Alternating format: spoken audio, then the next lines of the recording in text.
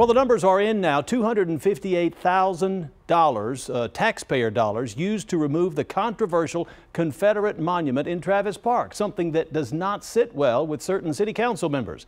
Some say they were misled before voting to remove that statue. Eyewitness News reporter Alicia Nieves joins us now live to explain why. Alicia?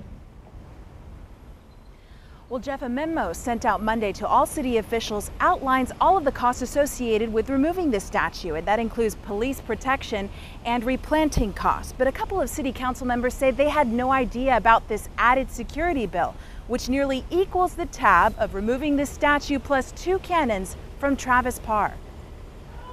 It was a direct result of the police staffing and the way this entire removal was handled that we did not have events like you've seen in other parts of the country. In a memo sent to city officials Monday, it shows a $147,000 cost for a third-party company to remove, then transport the monument, a $103,000 charge for SAPD staffing, including officer overtime, fencing, barricades, and surveillance cameras, and a $7,000 charge in replanting costs. About $258,000. Jeff Coyle, Director of Government and Public Affairs for the city, says council members approved $150,000 for a third-party company to remove the statue. And it actually came in under budget at $147,000 and some change. He says police staffing necessary for the removal didn't go to council this time, because it's already budgeted in SAPD's annual budget. There are any number of events during the course of the year in which extra police protection is necessary.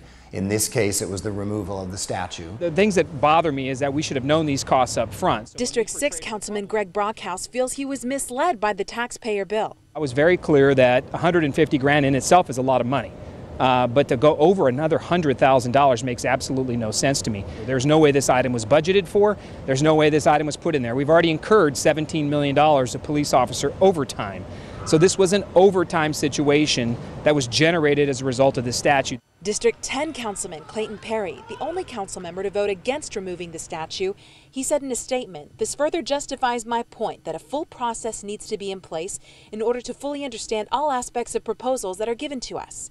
I see this as a valuable learning lesson for me to fully understand and ask the right questions for issues in the future." Councilman Cruz Shaw said the proper care, the proper planning had to be taken to ensure safe transporting for this statue, and that includes SAPD efforts that night.